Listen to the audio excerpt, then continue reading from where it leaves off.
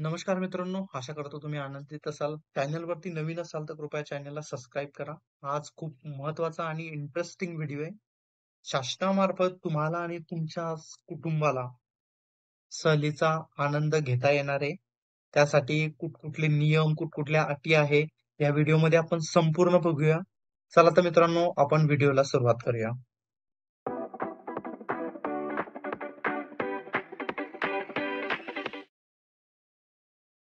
तर यामध्ये सहलीचे ठिकाण कुठले असणार आहे आपण ते बघूया. राष्ट्रीय उद्याने आणि राज्य उद्याने म्हणजे उद्याने मुलांसाठी आणि कुटुंबियांसाठी सर्वात चांगले असतात, कारण ते म्हणजे हायकिंग झालं, कॅम्पिंग झालं, मासेमारी सारख्या विविध क्रिया प्रकल्पात येतात. काही लोकप्रिय राष्ट्रीय उद्यानामध्ये जसं की नॅशनल पार्कचा समावेश सुद्धा आहे. जी ट्रिप असेल ती खूप महत्वाची असेल. बऱ्याचशा गोष्टी तुम्हाला इथे फिरता येणार आहे.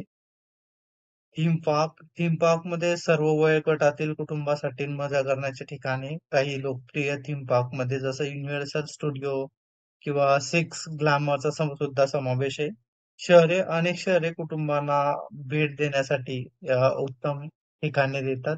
ज्यात जसं प्राणी संग्रहालय पण येतात, ऐतिहासिक स्थळे येतात, संग्रहालय येतात आणि समुद्र किनारे सुद्धा इन्क्लूड आहे. समुद्र किनाऱ्यामध्ये आराम करण्यासाठी आणि सनसेट पाहण्यासाठी फॅमिली सुद्धा समोर तुम्ही आनंद घेऊ शकता.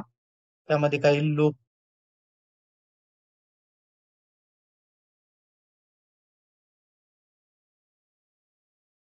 महाराष्ट्र कामगार कल्याण मंडळ, हे बघा, त्यांनी एक परिपत्रक जारी केलेले 2015 मध्ये. तेव्हापासून ह्या सहलीची जी आहे ती अंमलबजावणी करण्यात येते. विषय त्यांनी दिलेले आहे, कामगार व कामगार कुटुंबियाच्या दूर पल्ल्याची सहल काढण्याबाबत त्यांनी एक परिपत्रक जारी केलेले आहे. त्याच्यामध्ये त्यांनी म्हटलंय की मंडळाचे सर्व संबंधित अधिकारी व कर्मचारी यांना कळवण्यात येते की महाराष्ट्र कामगार कल्याण निधी अधिनियम 1953 कक्षेत येणाऱ्या व मंडळाकडे कल्याण निधी भरणाऱ्या कामगार कर्मचारी व त्यांच्या कुटुंबियाकरता औद्योगिक, भौगोलिक किंवा ऐतिहासिक जे स्थळे आहेत ते पाहण्यासाठी दूर पल्ल्याची जी सहल आहे ती आयोजित करण्यात यावी. आणि त्या सहलीसाठी त्यांनी काही नियम आणि अटी राखून दिलेले आहेत. जर सहलीमध्ये भाग घ्यायचा असेल तर सदस्याचं जे वय असेल ते कमीत कमी 18 वर्ष पाहिजे. आणि सहलीमध्ये भाग घेणारा जो सदस्य असेल तो कामगार कल्याण केंद्राचा जो म्हणजे त्यांनी 6 महिने तरी त्याला रजिस्ट्रेशन करून झालेले पाहिजे.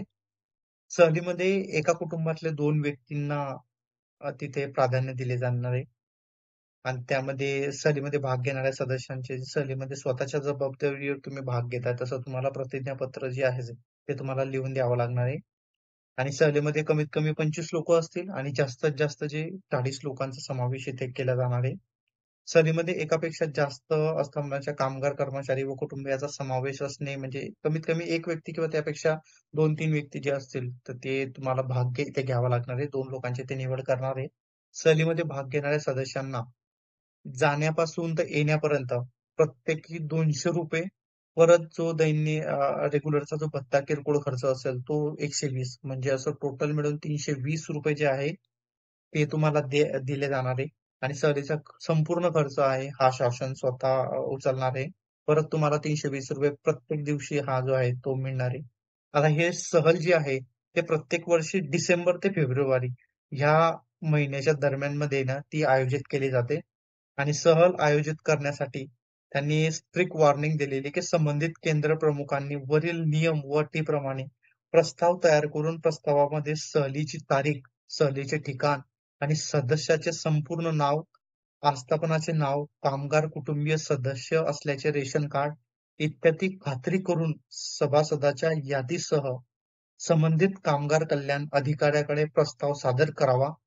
कामगार कल्याण अधिकाऱ्यांनी त्यांच्याकडे आलेल्या प्रस्तावाची तपासणी करून प्रस्ताव मंजुरीसाठी संबंधित विभाग प्रमुखाकडे सादर करावा.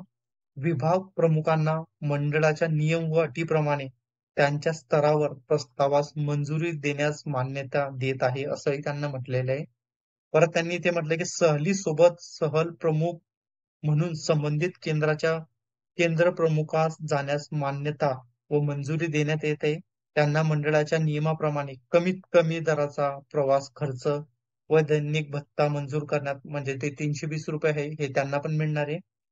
सन 2015 ते 16 या वार्षिक म्हणजे या वर्षापासून या योजनेची जी आहे ती अंमलबजावणी करण्यात आलेली आहे. प्रत्येक केंद्राच्या केंद्र प्रमुखांनी सहलीचे आयोजन करणे बंधनकारक आहे. जे केंद्र प्रमुख सहलीचे आयोजन करणार नाहीत, त्यांच्यावर कारवाई करण्यात येईल. त्याची नोंद घ्यावी. हे सदरचे जे परिपत्रक आहे ते 2016 पासून चालू झालेलं आहे. मित्रांनो, हा एक असा महत्वपूर्ण व्हिडिओ होता. सर्वांनी जे बांधकाम कामगार मंडळी आहेत त्यांनी या योजनेचा फॉर्म घ्यावा. हा फॉर्म तुम्हाला कुठे मिळणार आहे?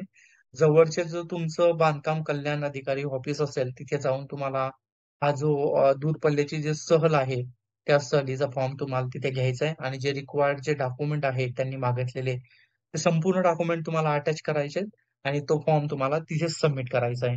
आणि 15 दिवस किंवा 1 महिन्यात तुम्हाला त्याची चौकशी करावी लागणार आहे. म्हणजे तुम्ही जर हे बघा, जे लवकरात लवकर जवळ म्हणजे पुढच्या महिन्यापर्यंत जरी म्हटलं तरी ऑक्टोबर, नोव्हेंबर पर्यंत ते लिस्ट जी आहे ते फायनल होणार आहे. आणि डिसेंबर ते फेब्रुवारी या कालावधीत एक तारीख फिक्स करून जी असेल ते तारीख ठरवली जाणार आहे आणि ते सहलीचा जो प्लॅन असेल तो कन्फर्म केला जाईल.